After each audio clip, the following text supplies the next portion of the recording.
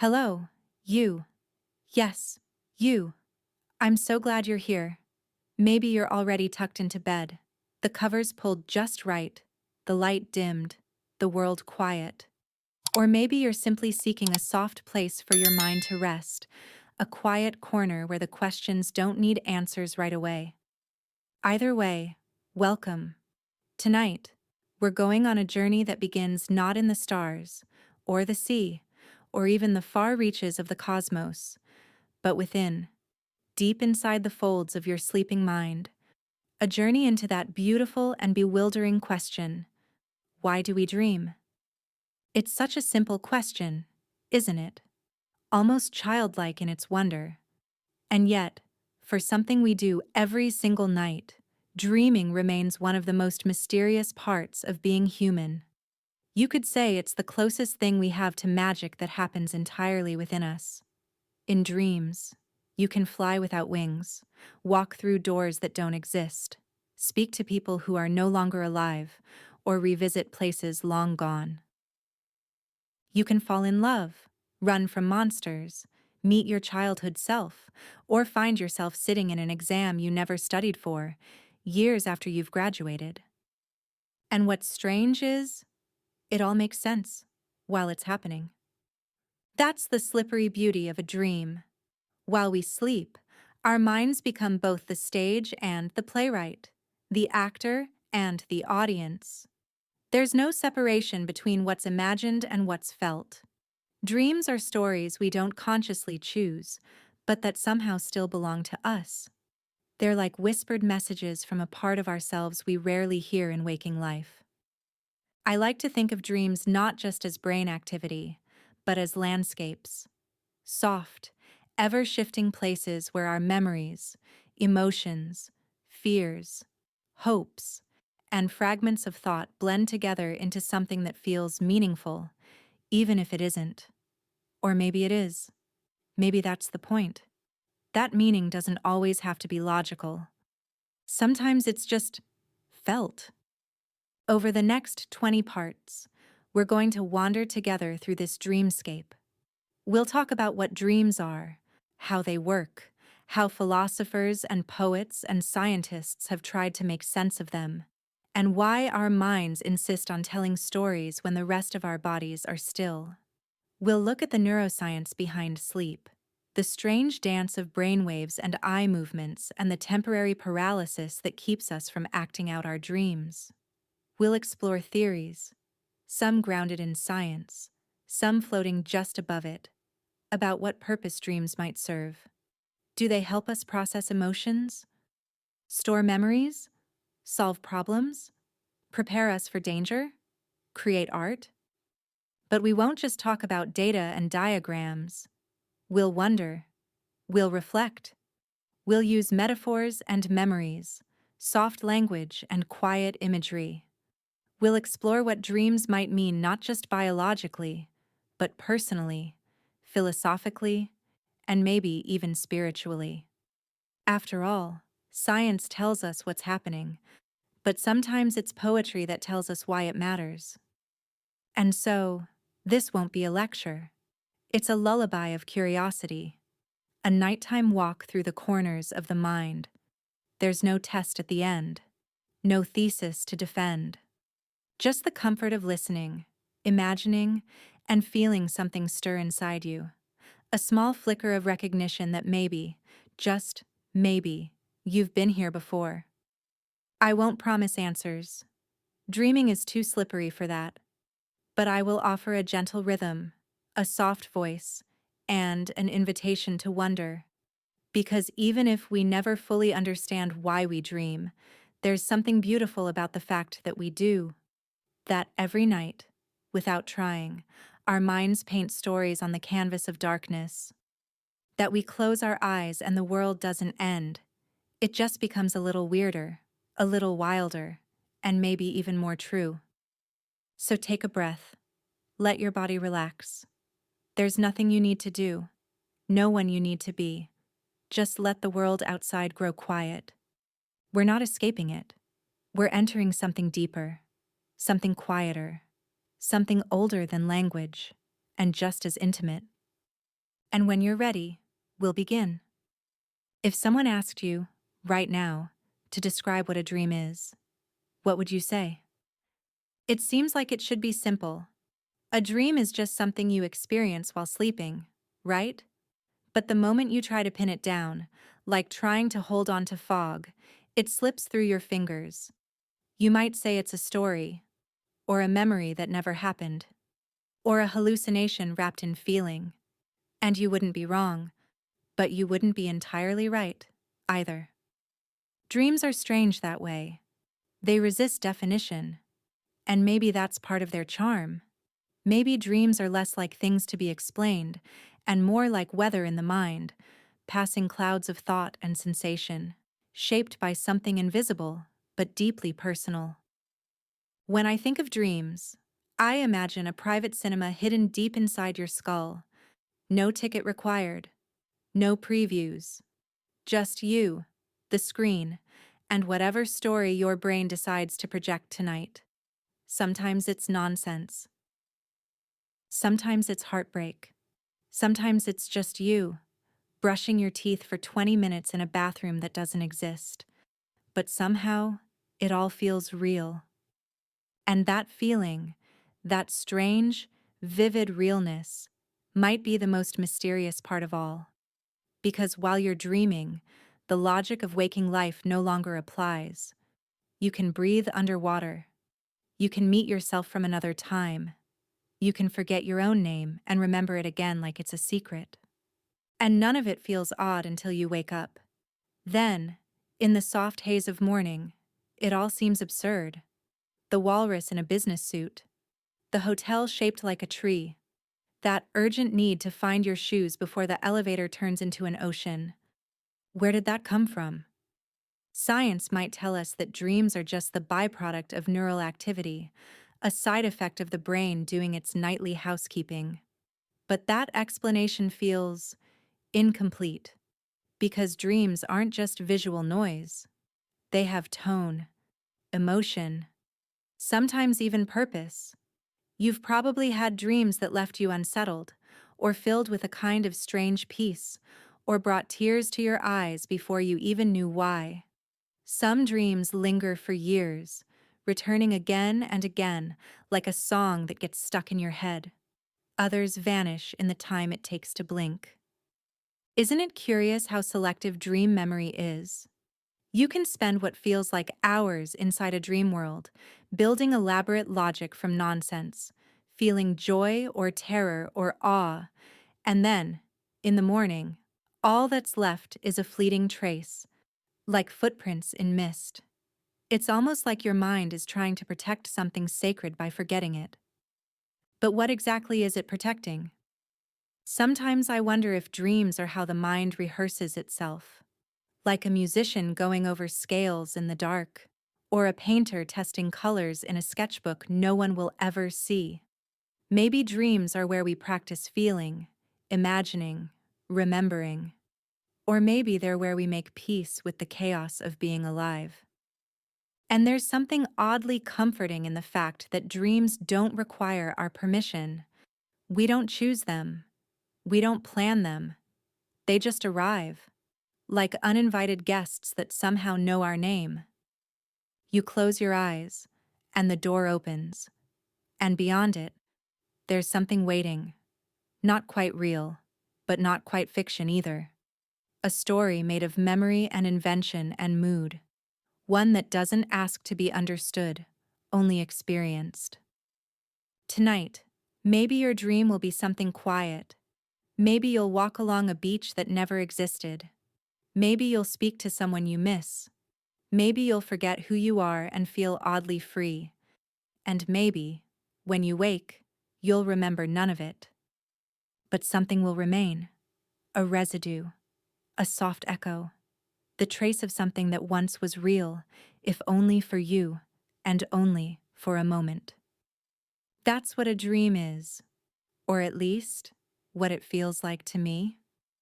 And as we drift gently onward, I invite you to hold that feeling close, not too tightly, just enough to recognize it, like holding a feather in your palm. Next, We'll wander back in time, long before neuroscience and brain scans, when people looked to the stars, to gods, and to spirits to explain the strange worlds they saw behind their eyelids.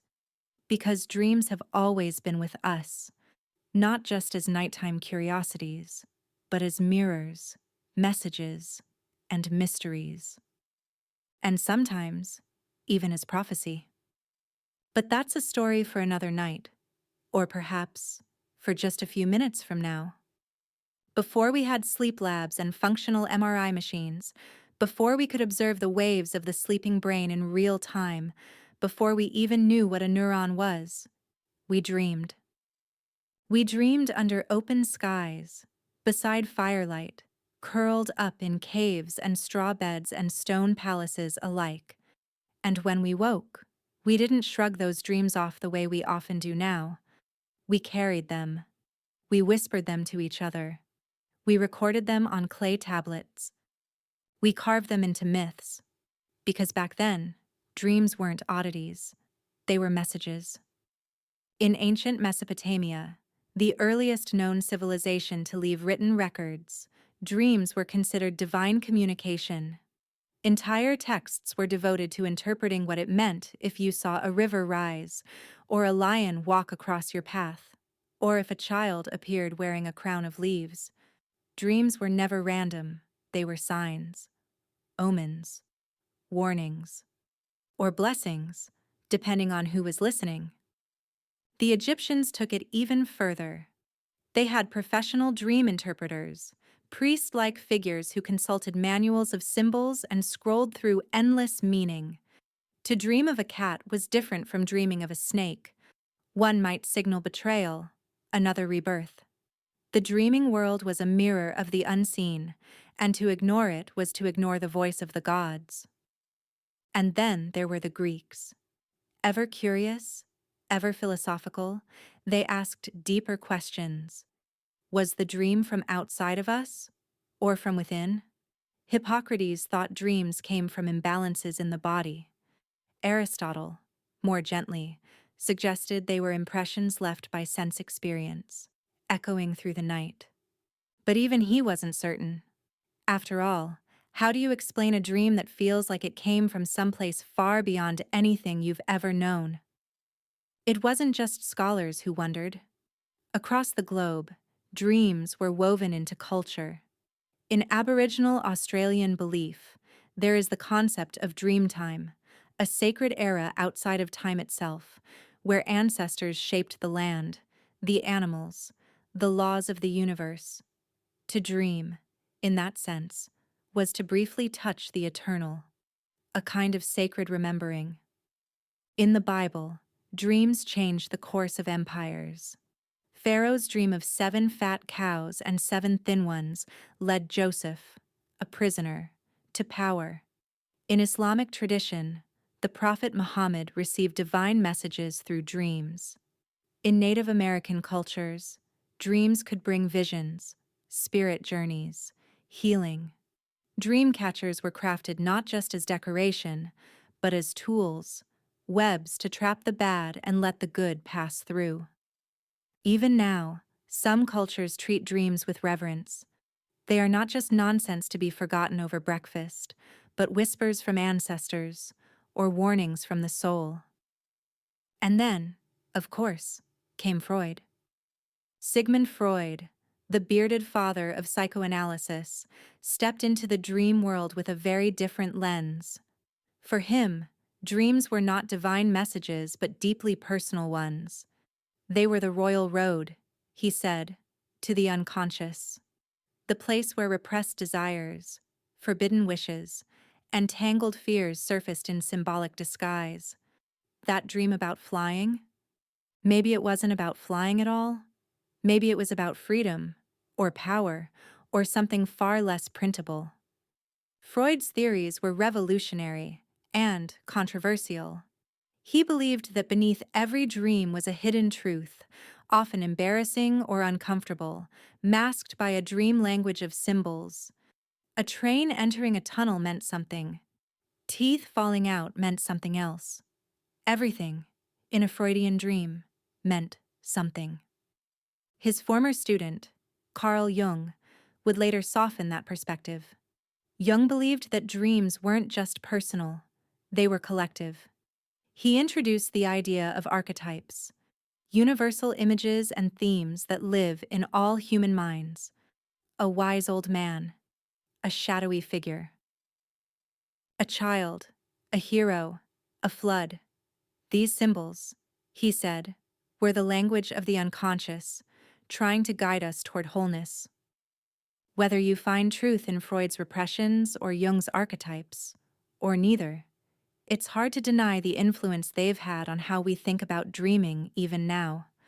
We still wonder what our dreams mean.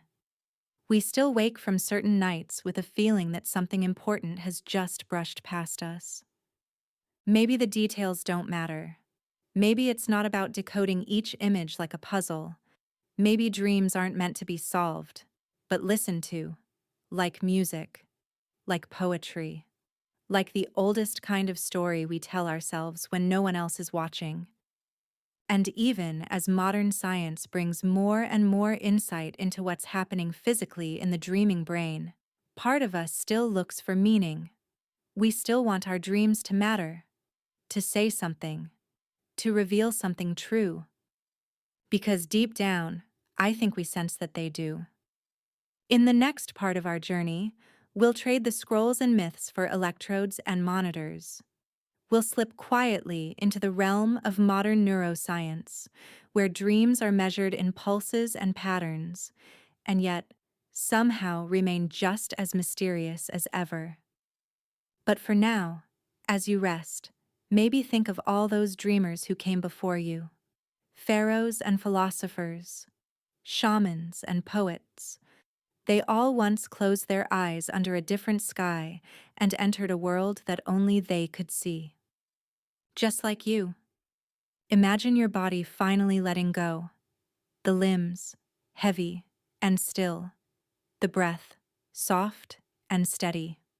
The world outside slowly fades as if a curtain were being drawn over it.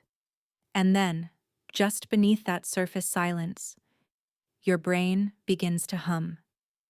Not loudly, not with the chatter of daytime thought, but with rhythm, with movement, with waves and pulses, like tides beneath a still ocean. Sleep may look like stillness, but inside the brain, it's anything but. Science has names for the stages we drift through when we sleep. They call them N1, N2, N3, and then, the one most of us have heard of, REM, rapid eye movement, the dream stage, the one where stories bloom. But let's not rush ahead. First comes the light descent, that quiet slipping away. You might still hear sounds outside your window. You might even think a thought or two that doesn't quite finish. In this stage, your body begins to loosen, your muscles twitch. Some people feel like they're falling. Others jerk awake for a moment, startled. It's not a mistake. It's just your body letting go of the waking world. As you move deeper, the rhythms in your brain change. Neurons fire differently. Certain hormones rise, others fall. Heart rate slows. Breathing deepens. The body becomes less responsive, less available to interruption. You've stepped into a space where the outside world doesn't reach so easily. And then, REM arrives. If sleep were a play, REM would be the act where the lights shift and everything strange and beautiful takes the stage. During REM, your eyes flicker rapidly beneath closed lids, scanning scenes you can't see. Your heart rate picks up. Breathing becomes irregular. And most mysteriously, your muscles become almost completely paralyzed. Yes, paralyzed. It's a safety feature, of sorts. A built-in barrier between imagination and movement. While your mind spins its stories, your body is gently locked in place, just enough to keep you from trying to act them out. This phenomenon is called REM atonia, and it's one of the quiet marvels of biology, a way the brain protects you from your own dreaming self. And the dreams that bloom during REM are unlike any others. Earlier stages of sleep do sometimes include dreams, but they tend to be fragmented, shadowy, thought-like. It's in REM where the real theater begins, where your mind paints whole narratives, vivid images, conversations, impossible places. It's where the talking animals show up, where the laws of physics politely step aside, where anything can happen. And remarkably, during REM sleep, parts of the brain become almost as active as when you're fully awake, especially areas linked to memory, emotion, and sensory experience. The occipital lobe, the visual center, lights up, which makes sense given how visual most dreams are. The limbic system, home to emotion, also comes alive. But the prefrontal cortex? That voice of logic, of restraint, of reason, it goes quiet. Which may explain a lot. Because without that inner editor, your mind is free to roam, to leap from thought to image to feeling without needing to explain itself, to make connections it wouldn't dare make by day. It's like a rehearsal room with no audience, no rules. Just the raw, tangled creativity of the unconscious brain, doing whatever it pleases. And we don't just enter REM once. Sleep moves in cycles, about 90 minutes long. In each cycle, we drift through light sleep, dip into deep, and then surface into REM. Early in the night, we get more deep sleep. Later, toward morning, the REM periods grow longer, more frequent. It's as if the brain prioritizes repair first, then art. Function first, then dreams. Of course, we don't remember every dream. Most slip away. The ones we do recall tend to be from the final REM cycles, closest to waking. Sometimes they fade in minutes. Other times they imprint so deeply, they cling to us for days, weeks, or longer. And no one fully understands why. But here's something tender to consider. While you lie still and silent, the brain is busy stitching, sorting, rewiring. It's a kind of quiet housekeeping, memory being tucked into long-term storage, emotions being processed, experiences being reviewed, adjusted, softened. And somehow, through all of that, it dreams. As if dreaming were not separate from all this neural maintenance, but part of it. A strange, creative byproduct of a mind taking care of itself in the dark. Or maybe it's more than a byproduct. Maybe dreaming is one of the brain's secret languages. A way of telling you things it doesn't have words for when you're awake. A way of showing you, not telling, feeling, not explaining. We'll explore those possibilities soon. There are many theories, some poetic, some clinical, about what purpose dreams might serve, and we'll wander through them all, slowly. But for now, as you rest, maybe notice this. Even in stillness, the mind moves. Even in silence, it speaks. And even as you sleep, something inside you is busy weaving. And sometimes, it weaves in stories. It's one thing to know that we dream, to map the patterns, chart the waves, identify the moments when the dreaming brain comes alive. But that only answers the how. And the real wonder, the question that's followed us for as long as we've slept under stars, is why? Why would the brain bother with storytelling when it's supposed to be resting? It seems so inefficient, doesn't it? So chaotic. Why not just go offline completely, power down like a machine? Why create whole worlds?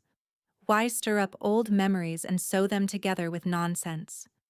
Why paint strange images, play out emotions, rehearse heartbreak or comedy or fear? Over the years, scientists have offered many possibilities, none of them complete, none of them final, but each like a candle in the dark, offering its own small glow. One idea is that dreams are how we process emotion, That when you sleep, your brain replays the emotional highlights of your day, not the logical ones, not the facts and figures, but the feeling of it all. The stress, the joy, the surprise, the sorrow.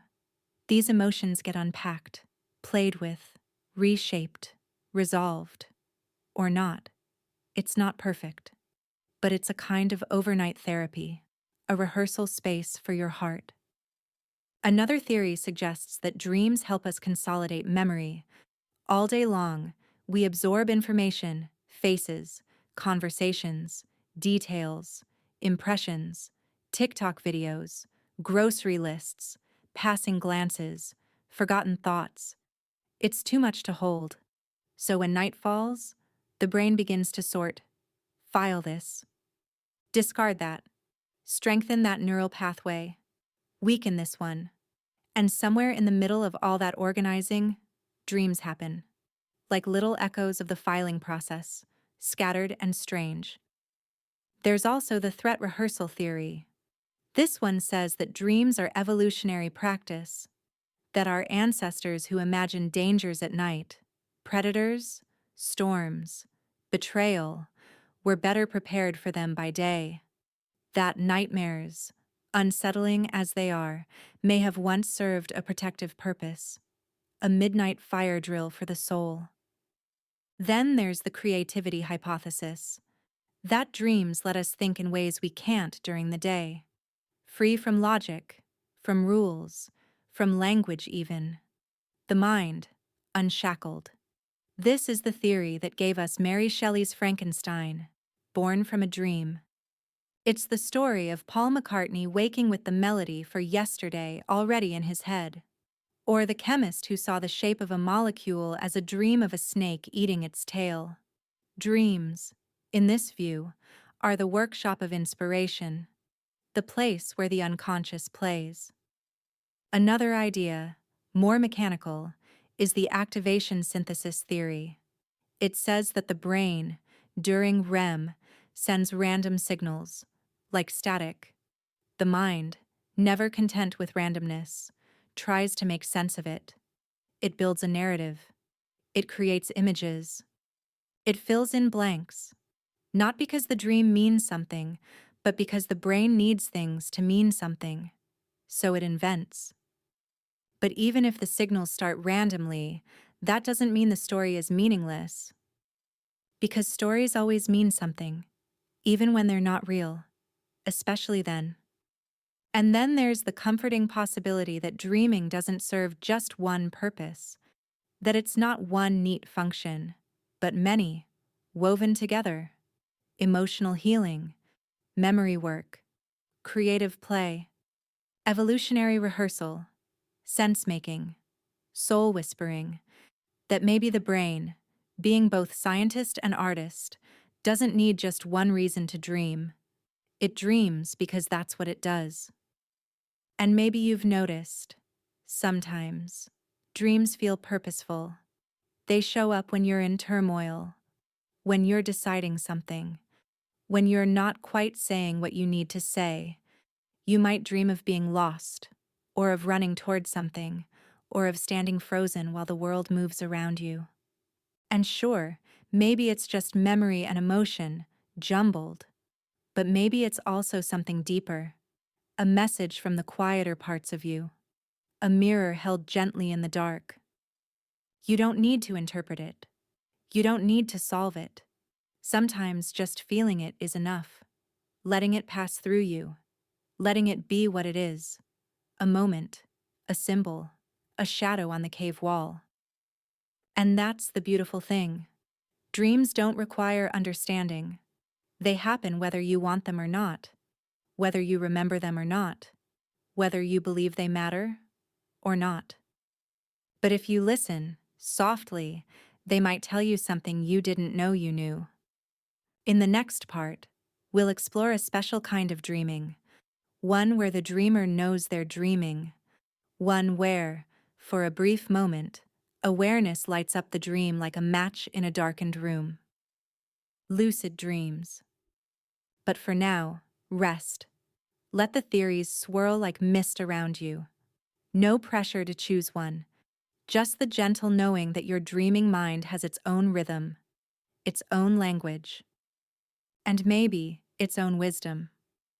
There's a moment, rare and quiet, that some people experience in their sleep. A flicker of awareness, a stillness inside the storm. Everything around them, trees made of light, cities in the clouds, conversations with people long gone, suddenly tilts. And they think, wait, this isn't real. I'm dreaming. And just like that, something changes. This is lucid dreaming, the strange, beautiful experience of becoming conscious inside a dream, not just watching the story unfold, but realizing you are, somehow, part of its making. That the dream is not happening to you, it's happening through you. Lucid dreams don't happen every night.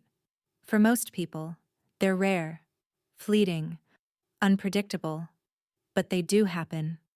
And when they do, they feel electric. It begins subtly, usually. Something odd, just odd enough to nudge your mind. A clock that doesn't make sense. A face that feels familiar and not. A law of gravity quietly broken. And then, realization. You look around. You feel your own presence. You say to yourself, this is a dream. And from there, well, that's where it gets interesting. Some lucid dreamers simply float. They enjoy the ride, like surfers on the waves of their own subconscious. Others try to control the dream, fly, visit a place, speak to someone, perform impossible feats. Some people practice walking through walls. Some create entire dream cities. Some try to solve problems, talk to a version of themselves, or ask their dream a question they don't yet know how to answer. But lucid dreaming isn't always about control. It's not a video game. Often, even with awareness, the dream still flows on its own. You're awake inside it, but not necessarily in charge, and that's part of what makes it magical. You're both participant and observer, both real and not. There are techniques, for those who wish to experience it more often. Reality checks during the day, like asking yourself, am I dreaming? Until the question becomes a habit that follows you into sleep. Keeping a dream journal. Practicing mindfulness before bed. Waking up briefly and then returning to sleep with intention. Some succeed, some don't. The dream, after all, isn't easily tamed. But for those who do find lucidity, something curious happens. They report not just excitement, but insight. A sense of connection to parts of themselves they don't meet when awake. A feeling of creativity unbound by the rules of daylight. A glimpse of the mind's strange power to simulate reality in exquisite, often bizarre detail. And more than that, lucid dreaming has been used for healing. For people who suffer from recurring nightmares, especially those touched by trauma, lucid dreaming can become a safe space. A place to rewrite the story, to face the shadow, to change the ending. One technique, called imagery rehearsal therapy, involves practicing a new version of a nightmare while awake, and then inviting that version into sleep. And sometimes, with time, the nightmare transforms. The dreamer no longer runs. They turn. They speak. They reclaim something. And isn't that, in its own quiet way, a kind of courage? Because the dream is not just fiction. The brain responds to imagined experience much like it does to real ones, which means, when you act with strength in a dream, your mind remembers it. When you express kindness, feel bravery, experience joy, your body holds it. Dreams aren't just stories. They're rehearsals for being. And perhaps lucid dreaming is one of the rare moments when we're allowed to write a page of that story ourselves. But there's something even more delicate that happens in lucid dreams. something tender. Some people report meeting people they miss, people they've lost, people they never got to say goodbye to. And in the dream, they know it isn't real, but it doesn't make it any less meaningful. They speak. They listen. They hold a hand, or share a smile. And sometimes, they wake up with tears in their eyes and peace in their chest. Is it just memory? Just longing? Just neurons? Or is it something softer? Something words can't quite hold? Maybe lucid dreaming is a kind of bridge between what we know and what we feel, between the conscious and the hidden, between this world and whatever world lives behind our eyes. And maybe the dream doesn't need to last forever, just long enough to remind us that we are more than waking, more than sleeping. We are makers of meaning, even when we're unconscious. So tonight, if by some chance you find yourself standing in a dream, aware, pause, breathe, look around, and maybe, just maybe, you'll smile. Not because it makes sense, but because for that brief moment, the impossible feels true, and you are awake, inside the mind's most private theater. In the next part, we'll step even further into that theater and ask, are we the only creatures dreaming on this earth? Or is there a secret dream life among animals, too? Picture a dog curled up at the foot of your bed, peaceful, still, until suddenly, her paws twitch, her nose quivers. A soft sound escapes, something between a growl and a whimper. Maybe she lets out a tiny bark, muffled by sleep. Her legs jerk, her tail flicks, and then, stillness again. And we can't help but wonder, what is she seeing? Is she chasing something? Remembering? Imagining? Is she dreaming? Science can't ask her, of course. She can't tell us. No golden retriever has yet sat down to describe a dream of a field filled with floating tennis balls. But for all that we don't know, we've learned enough to suggest that, yes, she probably is. Because dreaming, it turns out, might not be uniquely human. In fact, it may be one of the oldest things the brain has ever done. Many animals, especially mammals and birds, experience REM sleep. That strange, vivid stage we explored earlier, where the eyes dance, the body stills, and the mind conjures images. In cats and rats and elephants and mice, researchers have recorded similar sleep cycles, complete with REM phases that mimic our own. Brain scans show activity in the visual cortex. Their bodies behave just like ours do in dreams.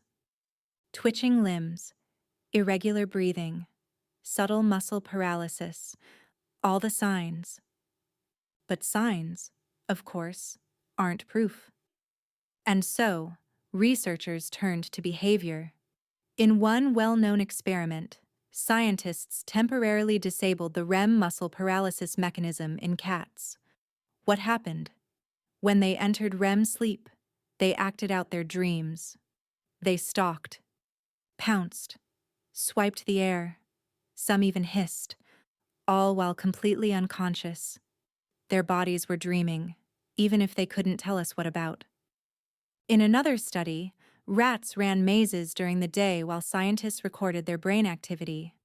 Then, while the rats slept, those same neural patterns fired again, over and over, like a recording on loop. The rats, it seems, were replaying the maze. But here's the magical part. They weren't just replaying it in order. Sometimes they ran it backward. Sometimes faster. Sometimes only parts. As if their brains were remixing memory, experimenting, dreaming. And it's not just cats and rats. Birds, too, show signs of dreamlike sleep. Zebra finches, for instance, practice songs in their sleep. Scientists have found that the same brain circuits used when they sing while awake become active again at night. almost as if their minds are rehearsing melodies, dreaming in birdsong. And then there are the elephants, those giants of memory. They dream less often, perhaps, sleeping far fewer hours than we do, but they show REM cycles. Some sleep standing up, some lie down. Some even move their trunks as if interacting with invisible things. But the strangest case may belong to the dolphins. Dolphins sleep with half their brain awake.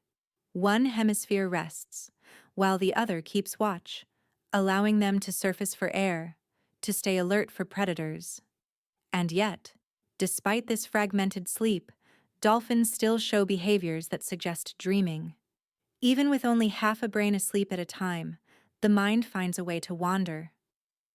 And isn't that remarkable? That across species, across sizes, across lifespans and habitats, the dreaming brain shows up, again and again, quietly, consistently, like an ancient thread woven through the fabric of all sentient life. It makes you wonder what they dream of. Does a cat dream of the hunt? Of warm windowsills and flickering shadows? Does a horse dream of open fields? Does a bird dream of wind? Does a rat dream of running? Does a chimpanzee dream of memories, like we do? We can only imagine, and maybe that's the point. That dreaming isn't just a function of intelligence, it's a function of being, of having a mind that moves, even in rest, a mind that remembers, that reacts, that creates, that plays. Some scientists believe that the richer the emotional life of an animal, the more complex its dreams might be. That dreaming, in a way, is tied not just to cognition, but to feeling. And if that's true, then the dog at your feet isn't just twitching in her sleep. She's experiencing. She's feeling something behind closed eyes. Something hers alone. And that brings a kind of kinship, doesn't it? Because suddenly, we're not the only ones with a secret nighttime world. We're not the only ones visited by strange stories after dark. We're part of a quiet, shared ritual. A network of dreaming minds spread across the planet. Each one drifting, each one remembering, each one telling itself stories that no one else will ever hear. And in that soft space, we're not just human, we're dreamers. All of us. In the next part of our journey, we'll look not into the past, or even the present, but the future. Because scientists today are beginning to decode the dreaming brain in ways that feel more like science fiction than science fact. What if we could one day see dreams as they happen? That's where we're headed next. There's something sacred about the fact that, for most of human history, dreams have belonged to only one person at a time. You.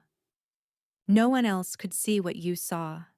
No one else could feel what you felt. You might try to describe it afterward. There was a house, but it was also a boat, and I think my grandfather was there, except he was wearing a crown. But the telling never quite matches the experience. The dream slips away, half lost, like mist between your fingers. Dreams have been our most private stories, whispered only to ourselves. But what if they didn't have to be? What if you could show someone your dream, not just explain it? What if a machine could look into your sleeping brain and say, "Ah, yes, you're seeing a tree. Now a face. Now, something moving."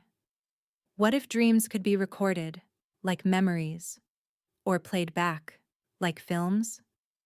That idea might sound like science fiction, and in many ways, it still is. But not as far as you might think. In recent years, scientists have begun to peer gently behind the curtain of the dreaming mind, not metaphorically, but literally. Using technologies like functional magnetic resonance imaging, fMRI, they've started mapping how the brain responds to visual images. When you see something, a bird, a car, a forest. Specific patterns light up in your brain. Each object leaves a kind of neural fingerprint. Researchers then asked, what if we recorded those patterns while someone sleeps? In one study, participants were woken up during early sleep, just at the edge of dreaming, and asked what they were seeing. A face, one might say. A book. A tree. Meanwhile, their brains had been scanned the whole time, and when scientists matched the patterns to the dream reports, they found a remarkable thing. The brain had been visualizing those categories, even without conscious control, even while asleep. The mind had shown its hand. They weren't reading the whole dream, not the story, not the feelings, not the plot, but the building blocks, the ingredients, shapes, categories, maybe colors, like looking through frosted glass and saying, I think there's something there.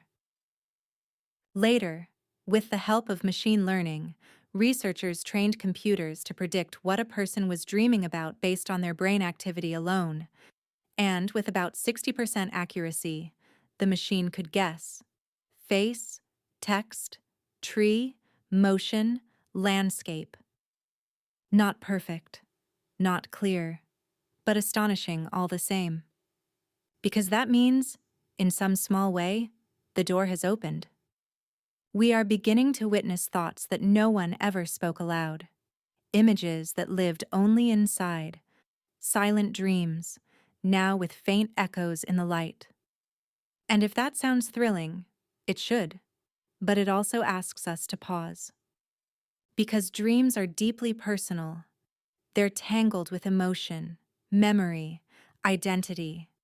They are the one place where we don't have to perform, where we aren't being watched, where we can be contradictory, weird, broken, brave, soft. To imagine those stories being decoded, recorded, shared, it raises questions, not just scientific ones, but human ones. Would we want to remember every dream? Would we want others to see what we dream? And what about those who cannot speak, who live in silence, inside their minds? Could dream decoding help them? Give them a voice? A way to be seen? That's the hope. In the future, some scientists imagine a world where people with communication disorders, those in comas, those with locked-in syndrome, might use dream data to share fragments of thought, to express themselves in ways words never could, perhaps even to say, softly, I'm still here. It's still early, very early. Right now, we are only glimpsing the shadows, the outlines. But even those outlines are remarkable. Because they mean something we once believed impossible, might not be. And of course, as technology moves forward, so does imagination. Some people dream of dream sharing, of being able to connect minds in sleep. Two people, dreaming the same story. A network of sleeping souls, linked. Others imagine lucid dreamers guiding their dreams in real time, like pilots in a simulation, able to record, rewind, revisit. Dreams as art, dreams as therapy, dreams as windows into who we really are. Whether any of that becomes real, we don't yet know. But the fact that we're even asking the question, that says something. That means we haven't stopped dreaming about dreams themselves. And maybe, in the quiet spaces between science and sleep, we'll discover not just how the brain dreams, but why it wants to. Next, we'll explore something quieter, slower, a return to the inner world. Because for all this talk of machines and predictions, dreaming is still a deeply felt experience, a place of emotion, of meaning, of unresolved things. And for some people, dreams don't just entertain. They help us heal. Not all dreams are beautiful. Some are heavy, confusing, Some leave behind a weight in the chest that lingers long after waking. You might sit on the edge of your bed, the morning sun touching your skin, but the dream is still with you. Not in detail. Maybe you can't even remember what happened, but in feeling. That strange residue of something emotional, something unfinished. And yet, even these difficult dreams might be doing something important. The brain is not just a thinking machine, it's a feeling one, too. Every day, we experience more emotion than we realize: disappointment, delight, resentment, joy, frustration, guilt, surprise. So many little surges of feeling, some named, some not, some that we process, many that we simply set aside, too busy to feel them fully. And the mind, being wise in its own quiet way, stores them. It waits. Then, when the world goes quiet, it begins to sort. There's a theory in neuroscience called emotional memory consolidation. It suggests that dreams, especially those that happen in REM sleep, help us work through feelings we haven't finished feeling. That when you're asleep, your brain revisits emotional experiences, rewrites the story, and softens the sharpest edges. Not always, not perfectly, but enough to help you carry them better. This is why dreams often stir up things you thought were over: an old argument, a lost love, a moment you'd rather forget. But in the dream, it returns, not to haunt you, necessarily, but to rearrange itself, to find a new shape in the safety of night. And it's not just memory, it's metaphor. The mind doesn't always show you the thing directly. It gives you symbols: a locked door, a maze, a wave that never quite reaches the shore. You wake up and wonder what it meant, but maybe that's the wrong question. Maybe it wasn't meant to be solved, just felt a way for your inner world to speak without needing to explain itself. In this way, dreams become a kind of emotional theater. You are both audience and actor. The stories may not make sense, but the feelings underneath are real. And your brain, quietly and without asking, is trying to help you make peace with them. Sometimes it works. Sometimes a dream lets you cry in a way waking life doesn't. Sometimes it shows you what you've been avoiding. Sometimes it gives you a second chance to say goodbye. Other times, dreams help us rehearse fear. Nightmares, though uncomfortable, might serve a purpose, too, like simulations of stress, emotional fire drills, the mind's way of preparing for what it dreads. Researchers have even found that people living in more dangerous environments tend to dream more often and more vividly, as if their minds remain alert, even while their bodies rest. But here's the hopeful part. Over time, recurring nightmares can soften, especially when we confront them gently. Therapies like imagery rehearsal therapy involve rewriting the nightmare while awake, changing the ending, introducing safety, creating an alternative path. Then, with practice, the new version finds its way into sleep. Slowly, the brain learns. This story doesn't have to hurt anymore. It's not magic. It's not perfect. But it's something. A reminder that even in our most unconscious moments, part of us is trying to feel better, trying to heal. Dreams don't always succeed at this. Of course. Some people, especially those who've experienced deep trauma, find that dreams become places of re-experiencing, not relief. Their dreaming brain replays the pain, not to resolve it, but because it doesn't yet know what else to do. For them, the dream becomes a continuation, not a closure. But even then, healing can begin. With help, with compassion, with time. The brain is not fixed. It learns, and sometimes, with support, it learns to dream differently. So if you've ever wondered why certain dreams hurt, why they seem to find the softest, sorest parts of you. It may be because that's where the healing needs to happen. Not with force, not with logic, but with feeling, with story, with sleep. And isn't it tender to think that, while your body lies still in the dark, your mind is doing this work? Quietly, invisibly, folding memory and emotion into each other, rehearsing sorrow, softening edges, letting go, piece by piece. You might not remember it. You might never know what happened. But when you wake up and something inside feels just a little lighter, perhaps that's the dream's way of saying, you're healing, even now. Next, we'll look at what happens when dreams become more than personal, when they show up in art, in inventions, in ideas that change the waking world. Because sometimes, what we dream, we bring with us. There's something strange that happens when we sleep, something alchemical. A part of the mind loosens its grip. The tight reins of logic fall away. Order dissolves into something softer, less structured. And in that loosened state, something begins to glow. A strange light. An idea. A song. A shape not yet known. It's no coincidence that so many artists, inventors, and storytellers have credited their dreams with inspiration. That quiet place, between order and chaos, sleep and wakefulness, has been a kind of creative laboratory for as long as people have dreamed.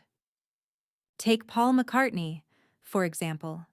The story goes that the melody for Yesterday came to him in a dream. He woke up with the tune already playing in his mind, as if it had been composed by someone else while he was unconscious. He even spent days afterward asking around, convinced he must have heard it somewhere. But no, it had come from his own sleeping brain. Or Mary Shelley, a teenager, visiting Lord Byron's estate, asked to come up with a ghost story. That night, she dreamed of a pale student kneeling beside the creature he had assembled, a creature coming to life. When she woke, she began writing, and that dream became Frankenstein. There's the tale of Dmitri Mendeleev, who struggled for days to arrange the elements in a meaningful order. He finally collapsed into sleep, and, in his dream, the periodic table laid itself out before him. He awoke and wrote it down. Even scientists, bound by rigor and method, have felt the strange power of the dreaming mind. Auguste Kekulé saw the shape of the benzene ring, 6 carbon atoms in a circle, after dreaming of a snake biting its own tail. A symbol, a vision, a solution hiding in metaphor. It makes you wonder, how does the brain do that? How can it be that, while we rest, our minds continue working, thinking, creating, even solving? Some researchers believe it has to do with the absence of boundaries. During sleep, especially in REM, the brain is freed from some of the usual restrictions. The prefrontal cortex, our voice of logic and caution, quiets down. Other parts take the stage: visual, emotional, associative. It's like turning off the editor and letting the artist run wild. In dreams, ideas can blend in ways they never would while awake. A memory from childhood might bump into a thought from this morning and morph into something entirely new. A fear, a face, a color, a line of dialogue, and somehow, from the tangle, something unexpected appears. It's not always brilliant. Often it's nonsense. But sometimes, if you're lucky, the dream offers you something that matters, a new way of seeing, a connection you hadn't made before. The seed of something that might grow. Even those who don't identify as creative have felt it. That dream where you solve a problem without trying. The sudden clarity about a conversation. The feeling of understanding something deeper, even if you can't quite explain it. Dreams don't always hand us answers, but they often rearrange the pieces, and sometimes that's enough. In modern psychology, this is called incubation. It's the idea that stepping away from a problem, especially by sleeping on it, can make solutions more accessible, because the brain keeps working, even when we're not watching. And maybe that's part of dreaming's purpose. Not just to feel, not just to remember, but to imagine, to try things without risk, to create without judgment, to see what might be possible, if only for a moment. Some people keep dream journals beside their beds. They wake up and write, even if it's nonsense, even if it's fragments, a color, a phrase, a symbol, because sometimes something in the scribble holds meaning, a spark, a thread, a map to something waking thought can't quite reach. And even when the dream doesn't turn into a novel or a song or a scientific breakthrough, it still matters. Because to dream is to create. Whether or not the world ever sees the result, you dreamed it, you imagined it, and that's a kind of artistry, too. So tonight, as you drift toward sleep, you might ask your mind a quiet question. Show me something I didn't know I knew. You don't need an answer right away. You don't need anything at all. Just permission to wonder, to imagine, to let the mind wander past its borders. Because sometimes, what we dream becomes what we create. And in the next part of our journey, we'll explore how dreams aren't always random, how, in some strange and quiet way, they might reflect who we are, even the parts we haven't yet met. Sometimes, a dream feels like a message, not from the outside world, but from inside. You wake from it slowly, a little dazed. Maybe you were standing in front of a crowd without any clothes. Maybe you were lost in a city you've never visited. Maybe you were speaking with someone you thought you'd forgotten. And though the details are strange, impossible even, there's a feeling that follows you.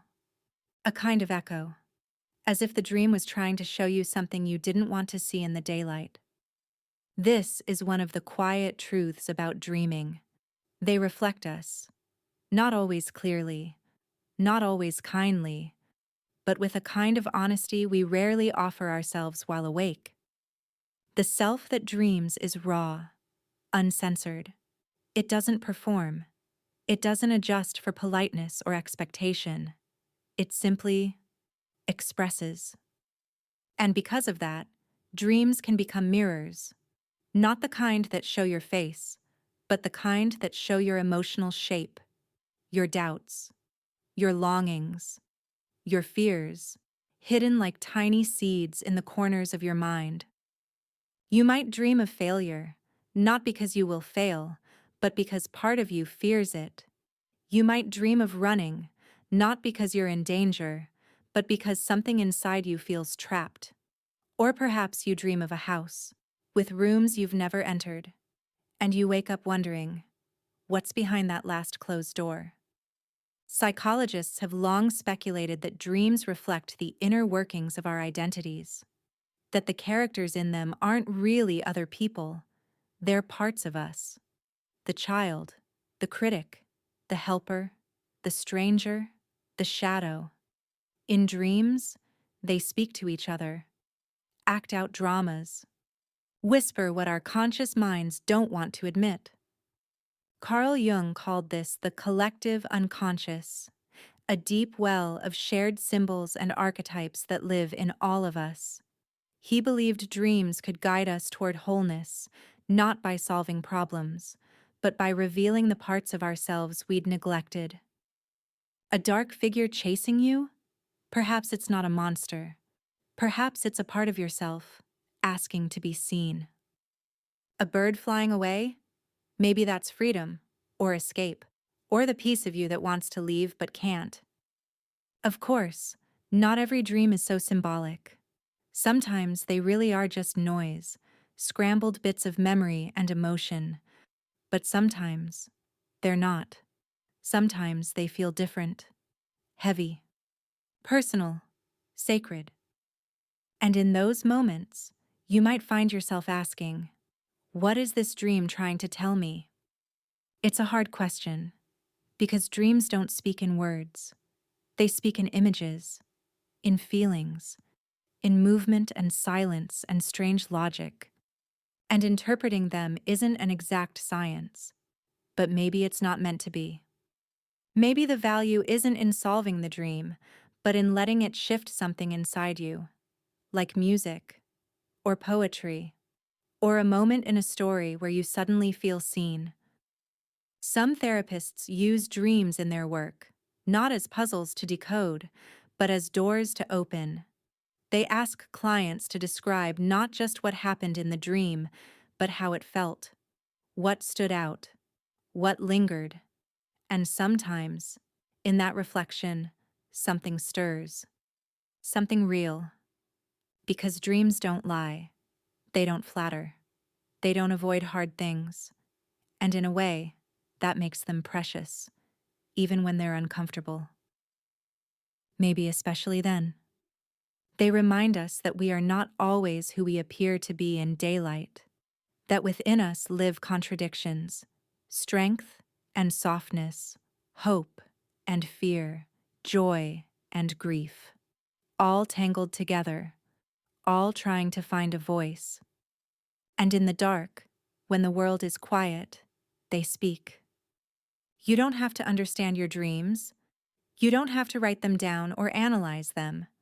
But if one stays with you, if a symbol or a moment lingers like a fingerprint on your mind, maybe take a moment, not to judge, just to notice. Because that, too, is a kind of healing. To listen, to be curious, to let your dreaming self know, I see you.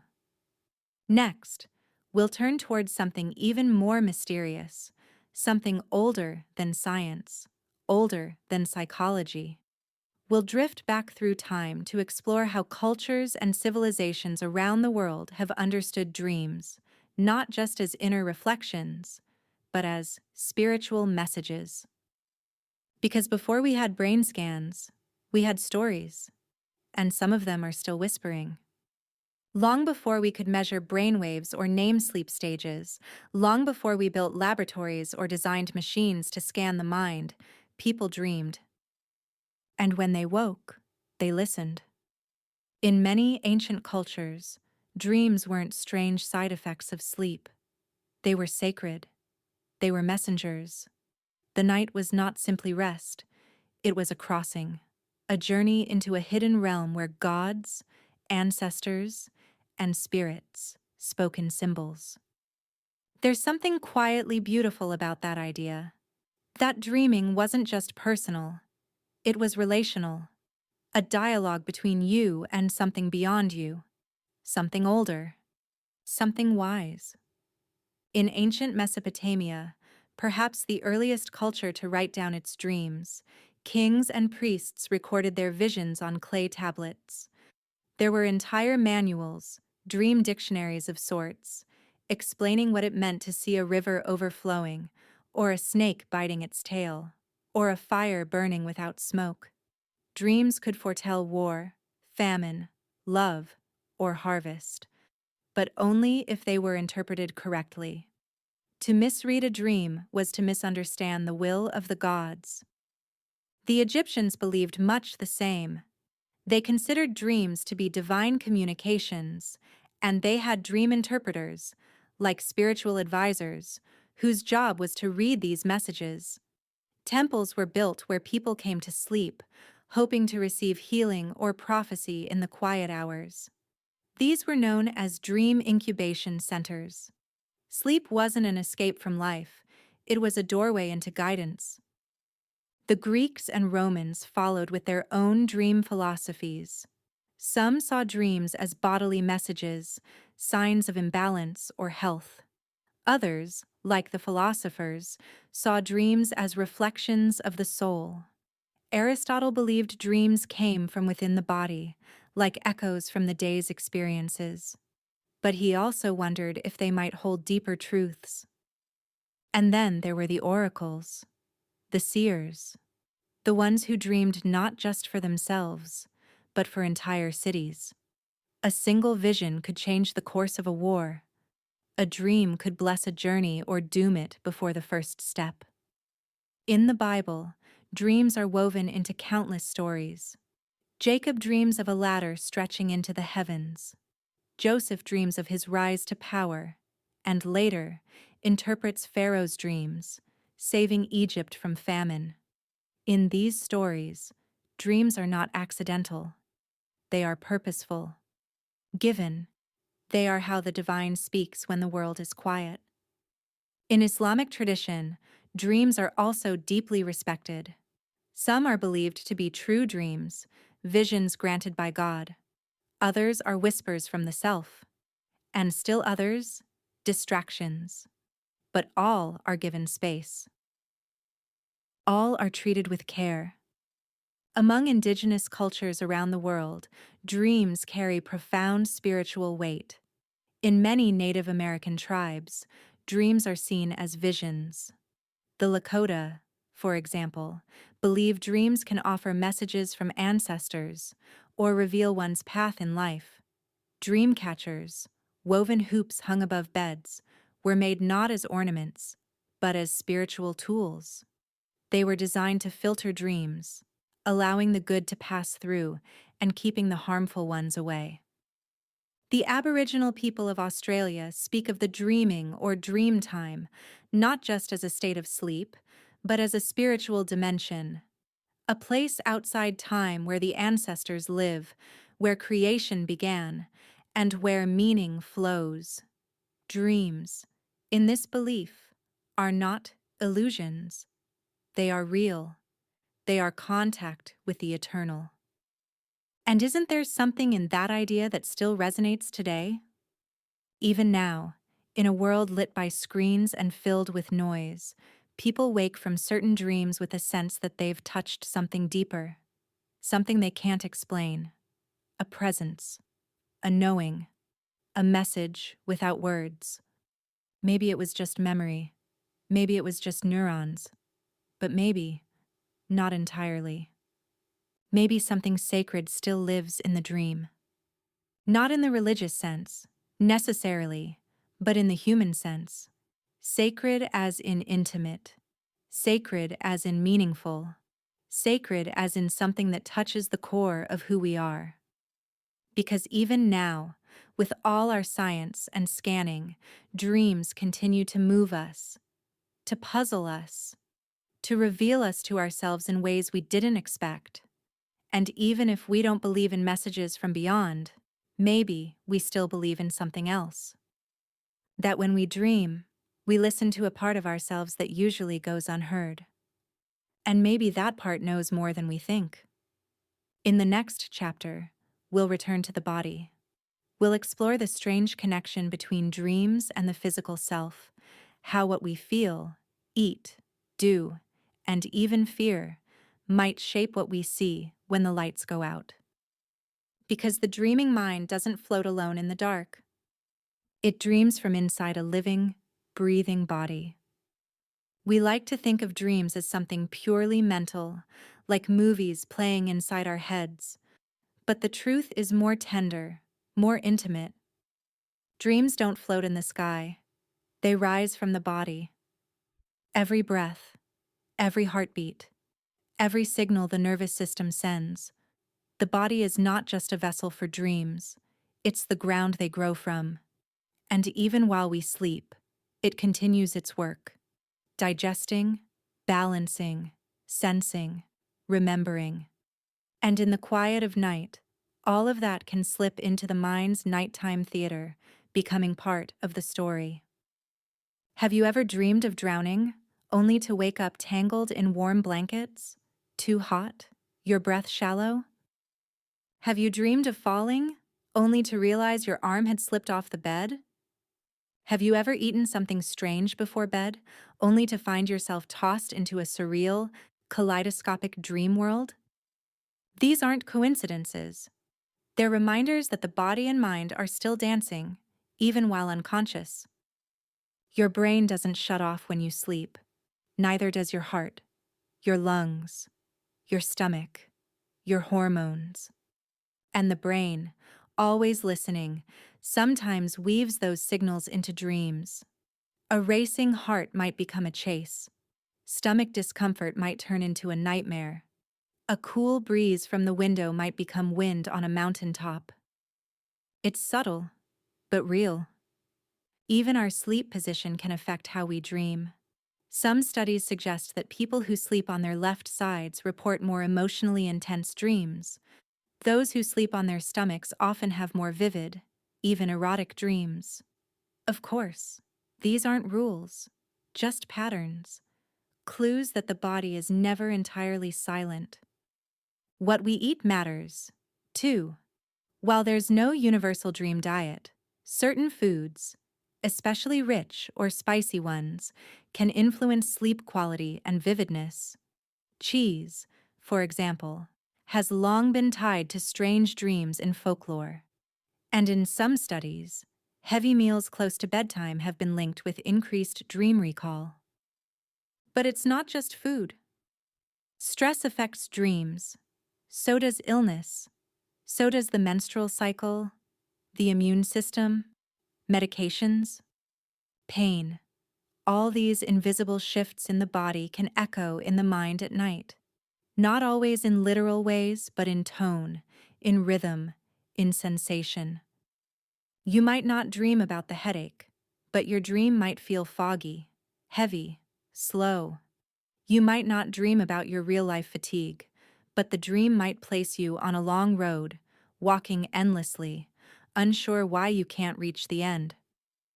Even grief finds its way into the body. People who are mourning often report intense dreams, visits from the person they've lost, conversations that feel more real than real. And while science might explain this as memory and longing working together, there's something quietly physical about it too.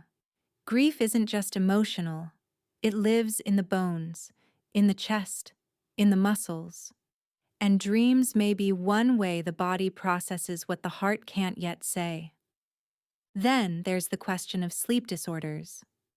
Sleep paralysis, for example, when you wake up but can't move, often accompanied by vivid hallucinations, reminds us just how intertwined body and mind can be. The muscles remain asleep, while awareness returns. And in that terrifying gap, the mind conjures stories, shadows, voices. A dream that hasn't ended, a body that hasn't caught up. For those who experience this, it can be distressing, but it also shows how thin the line is between dreaming and waking, between physical and mental. They are not separate worlds. They overlap. They inform each other. They are, in many ways, the same. Your body remembers things you don't. It holds on to tension. It responds to emotion. It tightens when afraid. It softens when safe. And while you sleep, those states echo into dreams.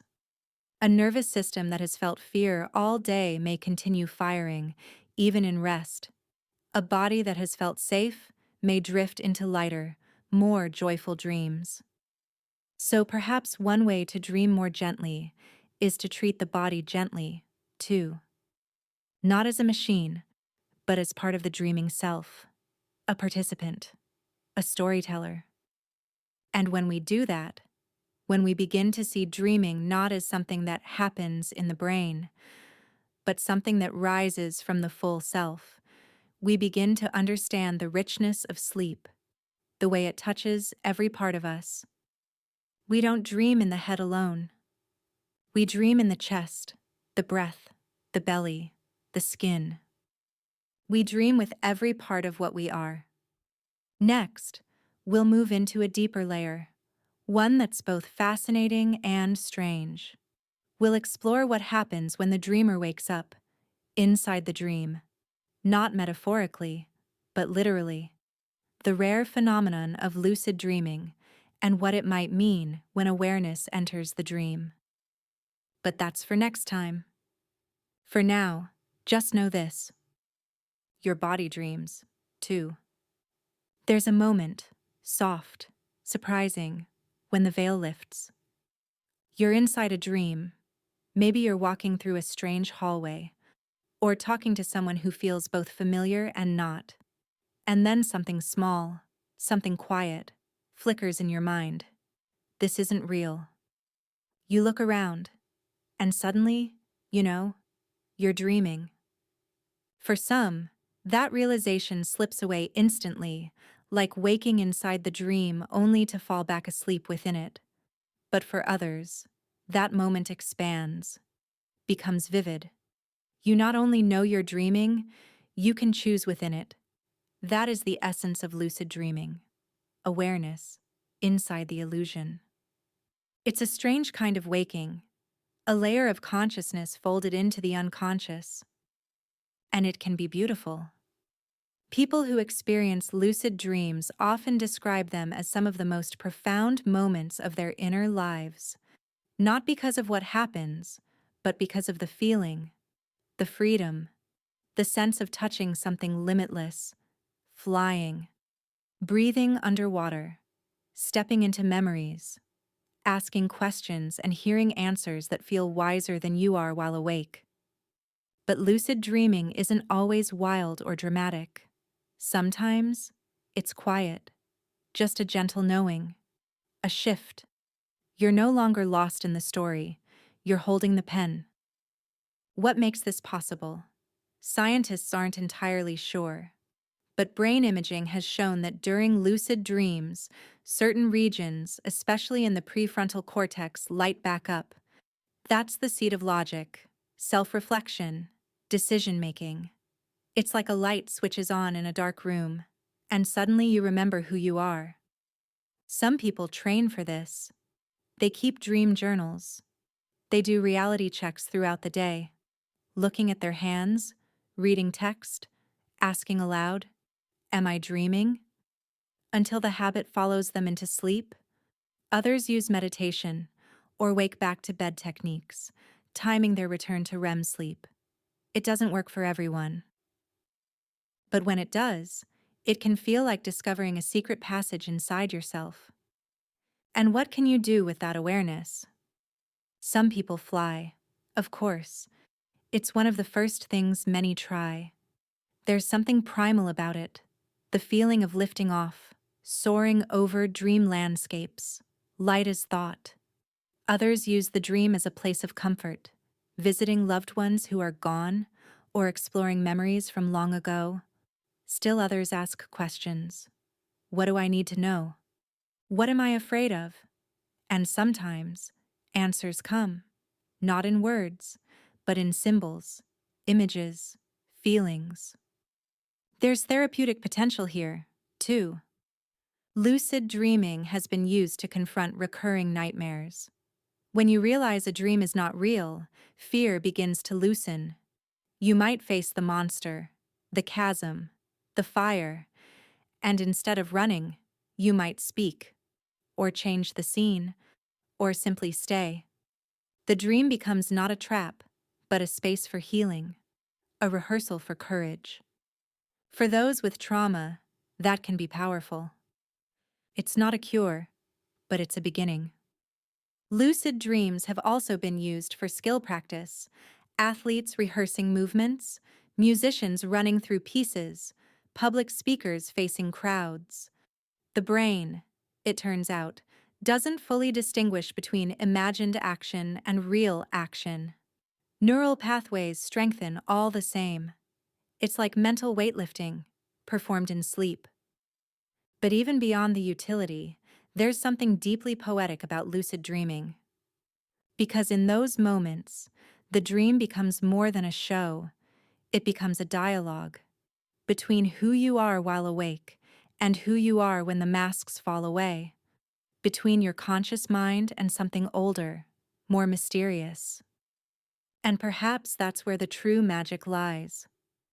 Not in flying or fighting or fantasy, but in simply being present with yourself, in that space where logic fades, but awareness remains, where you can explore not just the world around you, but the world within.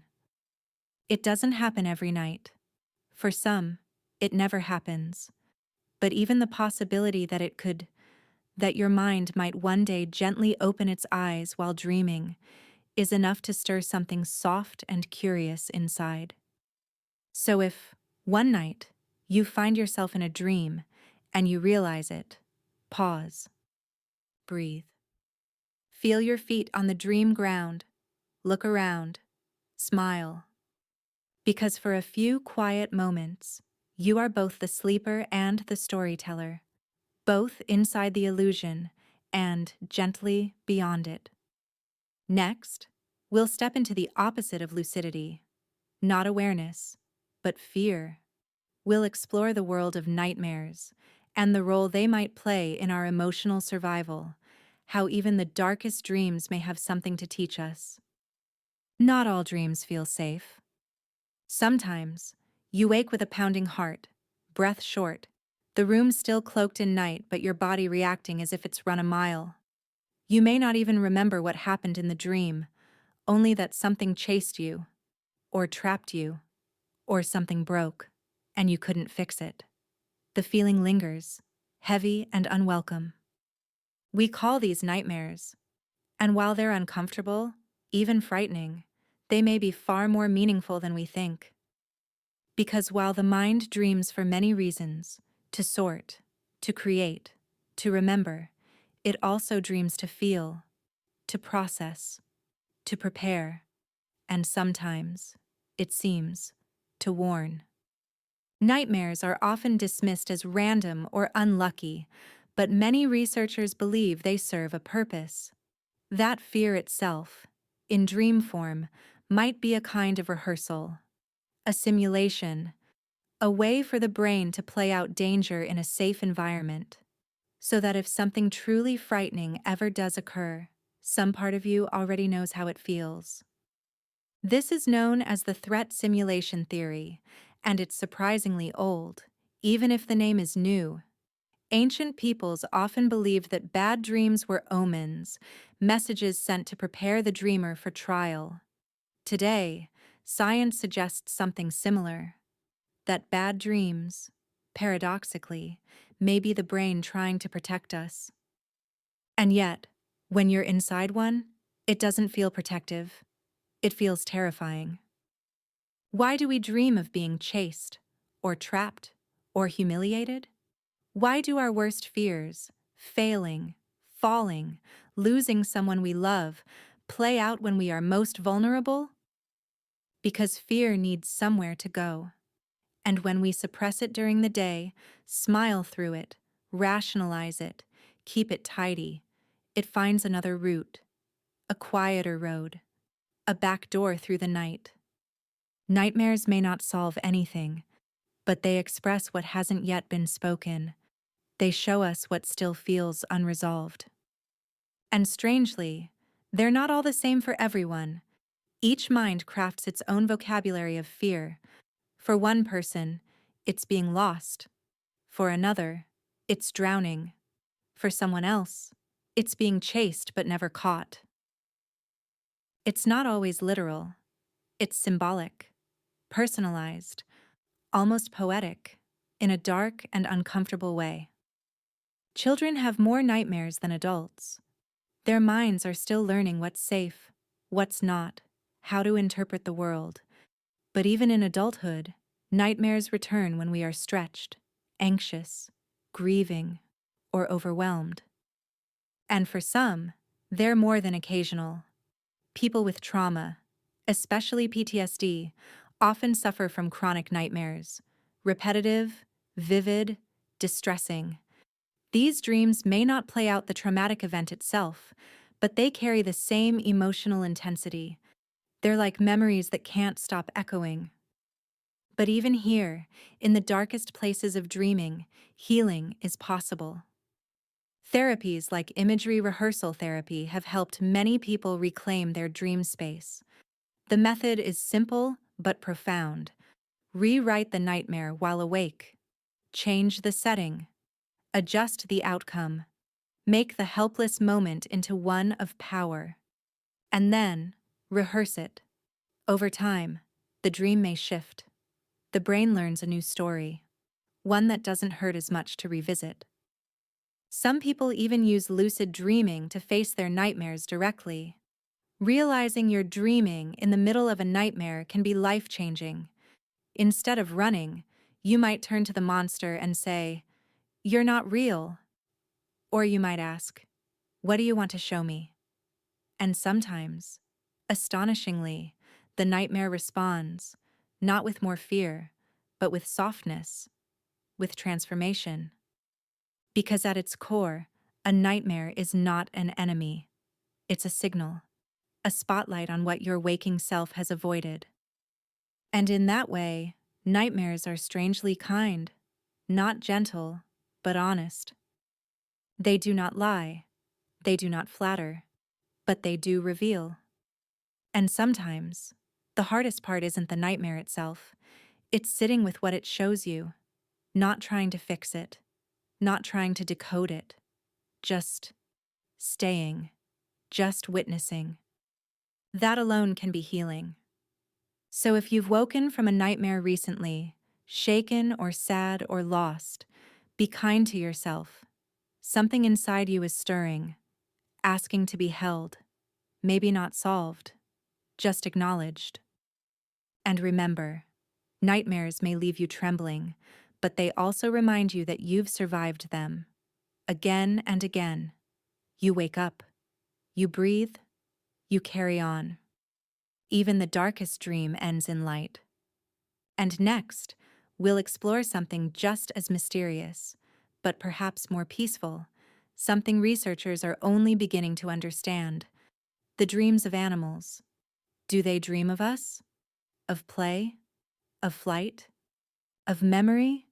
We may not know for certain, but we'll wander together into their world next. You've probably seen it before. A dog sleeping on the floor, curled into herself, breathing softly. Then, a twitch. A paw moves. The tail gives a few quick beats. A sound escapes her throat, half bark, half whimper. Her eyes are closed, but her body is alive with story. And you wonder, is she dreaming? She must be. And in that moment, you realize something extraordinary. We might not be the only dreamers. For much of history, the idea that animals could dream was little more than a poetic guess. A hope, maybe. Something we believed because it felt right. But now, slowly and carefully, science is beginning to agree. Many animals experience REM sleep, the stage most associated with vivid dreaming in humans. Cats, dogs, rats, birds, elephants, and even octopuses have shown the telltale signs. Twitching limbs, rapid eye movement, changes in brain activity that mirror our own. These are not simply bodies at rest, they are minds in motion. In one experiment, researchers observed rats as they navigated a maze while awake. Their brain activity, the neural map of their movement, was recorded. Later, while the rats slept, those same patterns lit up again. The brain was replaying the maze, step by step, almost as if it were remembering. And then, more curiously, the sequence played in reverse, or at double speed, or in fragments, as if the brain were remixing the memory. Not just rewatching it, but reimagining it. That sounds a lot like dreaming. In another study, scientists temporarily disabled the mechanism that paralyzes muscles during REM sleep in cats. As a result, the cats physically acted out their dreams. They stalked, swiped at imaginary prey, arched their backs, all while completely asleep. Their bodies were moving through a world we couldn't see. Birds show similar signs. Zebra finches, known for their intricate songs, have been shown to practice those melodies in their sleep. The same parts of their brain that fire when singing by day activate again during the night, as if the bird were rehearsing in silence, dreaming. perhaps, in song. And then there are elephants, gentle giants who sleep little but deeply. Their REM periods are short, but present, and sometimes, as they rest lying down, a rare position for them, they twitch, stir, and move their trunks as though engaging with something invisible. Even octopuses, those mysterious aliens of the sea, have been observed changing colors while they sleep, flashing patterns across their skin that they typically use when hunting or camouflaging. Their bodies seem to be responding to something internal. A memory? A dream? We don't know for certain. We can't ask them. But the signs are compelling. And there's something deeply moving in the idea that we share dreaming with the rest of the animal world. That dreaming is not just a human phenomenon, that perhaps it is woven into the fabric of consciousness itself. We may never know exactly what animals dream. A dog may chase a squirrel that no longer exists. A cat may curl in a sunbeam that hasn't warmed her in years. A baby elephant may walk beside its mother through a remembered forest. Maybe they dream of sound, of smell, of warmth, of us. And maybe dreaming serves them the same way it serves us, a space to process memory, to rehearse danger, to soften emotion, to heal. After all, fear, joy, affection, these are not only human experiences. We've seen them in our companions. We've felt them through their gestures, their gaze, their breath. Why should their dreams be any less rich? Perhaps the most humbling idea of all is this: when you sleep at night, you're not alone. Across the world, in nests, burrows, branches, and beds, other creatures are doing the same, curling in, drifting deep, their minds wandering through landscapes we'll never see. And in that way, dreaming connects us, not just to ourselves, but to the living world. We are not the only ones telling stories in the dark. Next, we'll explore where all this is leading. The strange frontier of neuroscience, where dreams are no longer just private. They are being decoded, mapped, and maybe, someday, shared. Because the future of dream science isn't only about what happens inside the brain, it's about what we might one day do with what we see there. For as long as we've dreamed, we've woken up asking the same thing. What did that mean? Where did it come from? But always, there's been a kind of loneliness to dreaming. These strange inner stories belong to us alone. We can try to describe them. There was a hallway, then a lake, and my old piano teacher was there, except she was also my dog. But the more we explain, the more they unravel. Dreams have always been solitary, private, unspoken. Until now. In recent years, scientists have started to do something once thought impossible. They've begun decoding the sleeping mind, not metaphorically, literally. They are trying to see dreams. It starts with brain scans. Functional magnetic resonance imaging, fMRI, lets us watch the brain in real time, lighting up with activity.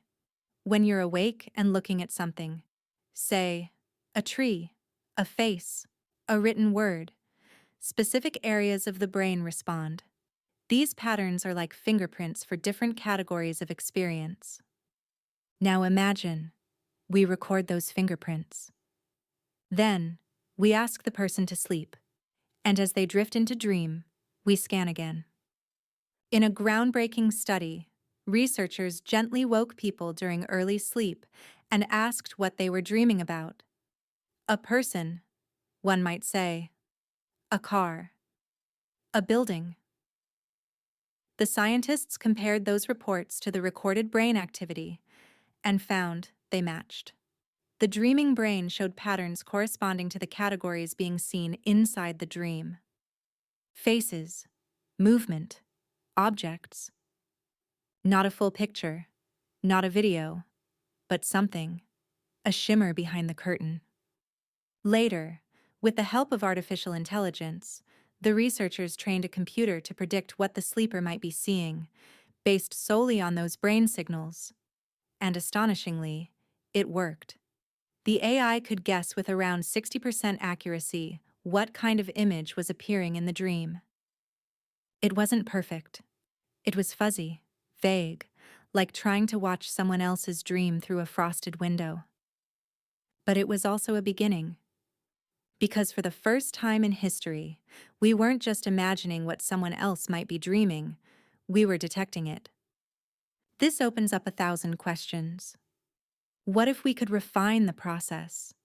What if we could one day watch our dreams after waking, revisit them like memories? What if we could share them?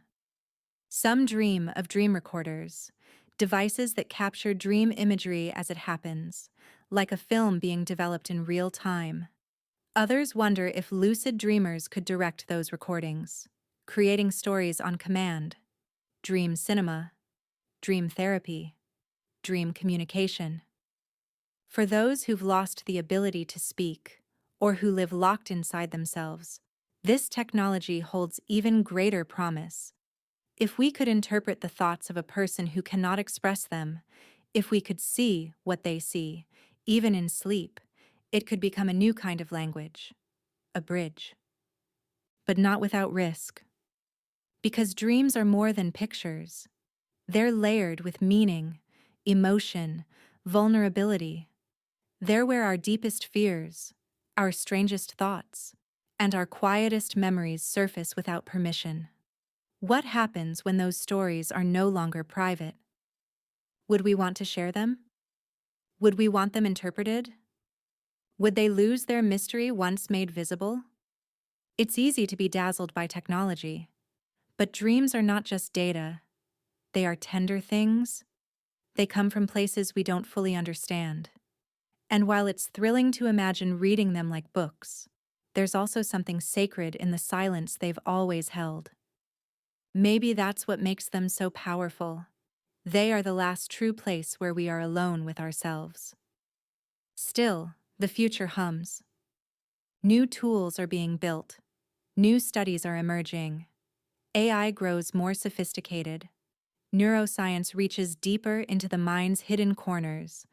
And little by little, what once seemed unknowable begins to glow faintly into view. Not fully, not clearly. Just enough to make us wonder. Just enough to remind us. The more we understand, the more beautiful the mystery becomes. In the next chapter, we'll step gently into something even more personal. Not the science of dreams, but the feeling of them. Why some dreams stay with us, why others vanish, and what it means when a dream changes you, quietly, subtly, as if it planted something in you overnight. Because some dreams don't just end when we wake. They begin. Not every dream fades. Some linger, not as scenes you can replay or lines you can quote, but as feeling, as atmosphere. You wake, and something has shifted. You can't name it, but it's there. It might be a sadness you can't place, or a sense of peace you haven't felt in days. A subtle knowing, a strange relief, a quiet ache. The dream is gone, mostly, but something about it has woven itself into you. And you carry it. Most dreams disappear. That's just how memory works. The brain doesn't treat dreams as urgent, unless you catch them quickly, write them down, speak them aloud. They often dissolve within minutes, like fog in sunlight. You try to hold them, but they vanish, leaving only fragments. But some stay. They refuse to be forgotten. A dream where you saw someone you lost, not in a dramatic way, just sitting beside you, smiling. A dream where you faced something you fear, and this time, you didn't run. A dream where you were someone else entirely, or a dream where nothing happened at all. Just a landscape, a light, a feeling that felt like home. Why do some dreams imprint while others dissolve? No one really knows. It might be tied to emotional intensity, or to the timing of your sleep cycles, or maybe to the way your brain tags certain experiences as meaningful, even if you don't know why. But whatever the reason, the result is the same. Some dreams become part of us, and sometimes they come back. Recurring dreams are common, those loops we return to night after night, year after year. Maybe the setting changes, maybe the plot shifts, but the feeling is the same. Something unresolved, something trying to complete itself. Or maybe it's not even the same dream, it's just the same theme. Always lost, always late, always searching, always falling. These dreams aren't punishing you, they're speaking gently, repetitively, trying to draw your attention inward. And when they change, when a dream you've had a dozen times suddenly ends differently, you notice, because it means something inside you has changed, too. Dreams can be mirrors, but they can also be messengers. They can show us not just who we are, but who we're becoming. They can help us rehearse courage, explore desire, or grieve something we didn't know we were holding. Some people wake from certain dreams with tears in their eyes, not because the dream was sad, but because it felt real, felt important. A moment that mattered, even if it only existed in the dark. And here's something quietly miraculous. The body doesn't always distinguish between dreamed emotion and waking emotion. If you feel love in a dream, your body experiences it. If you feel fear, your heart races. If you cry, it's real moisture. If you laugh, it echoes in your chest. The dream may not have happened out there, but it happened in here. And perhaps that's enough.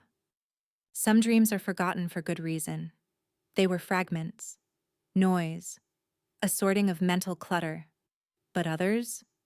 They were something else. A conversation with your subconscious, a visit from memory, a whispered insight you weren't ready to hear until now. And even if you don't fully understand the message, maybe that's okay. Maybe dreams aren't meant to be decoded, but felt, like music, or color, or wind. So tonight, if you dream something that stays, don't rush to explain it. Just sit with it. Let it breathe.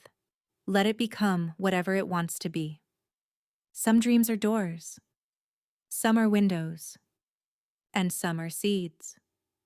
Quiet things planted in the soil of your sleeping mind, meant to grow slowly, gently, over time. Next, we'll explore the edge of possibility, the ancient dream of dream sharing. Can two people truly meet in a dream? Is it only fiction, or is science quietly catching up? Because the last few parts of our journey are about wonder. There's a question we've been asking for centuries, maybe longer, maybe forever. Can two people meet inside a dream? It feels like a fantasy, doesn't it? The stuff of stories, of myths, of movies. Two minds slipping beneath sleep at the same time, finding each other in the dark, and saying, "There you are." But for some reason, this idea has never left us. It appears in folklore from all corners of the world, in tales of twin souls who dream together across distance, in legends of shamans who travel dream realms to speak to the ancestors or deliver messages. It's in the dreams of lovers, separated by oceans, who swear they felt the other beside them during the night. It's in the children who say, quietly, "You were in my dream, too." We want to believe it. And in a way, we already do. Because dreaming is inherently connective. Even when we're alone in sleep, we dream about each other, our families, our friends, strangers, people we haven't seen in years, people we've never met. Our minds are filled with faces, not just memories, but creations. Conversations we never had. Apologies never spoken. Moments never lived, but somehow felt. So maybe we're already dreaming with others, just not side by side. But what about literal dream sharing? Is there any truth in it? Scientifically speaking, the answer is mostly no, at least not yet. There's no confirmed evidence that two people can consciously enter the same dream space and interact with each other in real time. Dreams are still deeply personal, crafted by the individual brain, shaped by memory, biology, and emotion. And yet, there are studies that whisper maybe. Some experiments with lucid dreamers, those who know they're dreaming, have shown that people can send signals out of the dream. Blinks, breathing patterns, subtle facial movements. In one study, researchers asked lucid dreamers to respond to questions in real time by moving their eyes in pre-arranged patterns, and they did. It was like Morse code from another world. If a dreamer can send a signal out, could two dreamers ever send signals to each other? It's still fiction, but it's not nonsense. Researchers have also explored the idea of mutual dreaming, two people dreaming of each other on the same night, without planning. Most reports are anecdotal, hard to measure, impossible to prove, but they're common, and they often come with a strange detail. A shared symbol, a scene that overlaps, a feeling that lingers in both minds. Coincidence? Maybe. But then again, maybe not. And even if dreams can't yet be shared the way we imagine in stories, maybe something more subtle is already happening. Maybe intention matters. Maybe closeness does. Maybe the more deeply connected we are to someone in waking life, the more likely they are to wander into our dreams. Not because we're reaching for them, but because part of us never stopped holding on. There's also the idea of dream incubation, setting an intention before sleep. Some people write down a question or the name of someone they miss. They fall asleep thinking of a place or a face. And sometimes the dream responds. And sometimes it doesn't. That's the nature of dreams. You can't force them. You can only invite them. You can only ask, gently. But here's the loveliest thought of all. Even if we never fully crack the code of dream sharing, even if we never step into the same dream at the same time, we can still meet each other in the stories our minds create. You might dream of someone who's gone, and for a moment, they feel alive again. You might show up in someone else's dream, and never even know it. A silent presence, a remembered smile. We live in each other's minds, even without trying. We carry pieces of each other, and those pieces move in the dark. And that, in its own quiet way, is a kind of connection, a kind of dream sharing, one that doesn't need technology or proof, just memory, just love, just the way a name can echo through the halls of sleep. Next, in our final chapter, we'll return home. We'll look back on everything we've wandered through: neuroscience, myth, fear, creativity, and wonder, and gently ask one last question. What does it all mean? Not as a conclusion, but as an invitation to keep dreaming. And now, we come to the end. Not of sleep, not of dreaming, just of this small journey we've taken together, quietly, slowly, across the hills and valleys of the sleeping mind. We've wandered through ancient temples and modern labs, through science and silence. We've stepped inside dreams that comfort and dreams that frighten. We've listened to the body speak in symbols. We've watched animals twitch in sleep, birds sing without sound, machines blink their way toward decoding what we once thought untouchable. And somehow, through it all, one thing has stayed the same. Dreams are mysterious. They always will be. Even when we name the neurotransmitters, even when we map the circuits, even when we can record images or influence dream content or rehearse speeches while we sleep, dreams will always keep part of themselves hidden. And maybe that's what makes them beautiful. They are the one place we can go without traveling, the one story we don't have to write ourselves. They are a part of us that we do not choose, and that's why they matter. Because in dreams, the self shows up unannounced. It arrives barefoot, blurry, unfinished, but it arrives. Some nights, it arrives in joy, a reunion, a song, a place you thought you'd lost. Other nights, it arrives in fear, a fall, a chase, a silence too loud to ignore. But no matter how it appears, it's still you. It's still your mind, trying to understand itself, trying to feel, trying to rest and remember and rearrange.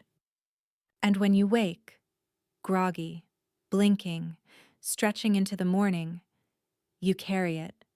Whether you recall the story or not, the dream has passed through you, left something behind, a softened edge, a reminder, a whisper. Sometimes that's all it is, a whisper. But sometimes that's enough. So as you lie there now, still, breathing, maybe already drifting, I want to thank you. For wandering, for wondering, for letting your mind open just a little wider, for letting your thoughts float for a while, untethered, like a balloon let go beneath the stars. You don't need to hold on to anything from this journey, not the facts, not the theories, not even the images, just the feeling. That dreaming is worth honoring. That your sleeping mind is not wasting time, it's exploring, healing, feeling, becoming. That sleep is not absence, it's transformation. And that behind your eyes, in the dark, something kind and quiet is still working on your behalf, even now. So go ahead. Let go. Let the day fall away. Let the next dream find you. And maybe, just maybe, when it does, you'll recognize something inside it. A memory. A truth. A version of yourself that's always been waiting for the silence to speak. Good night, dreamer. Sleep well.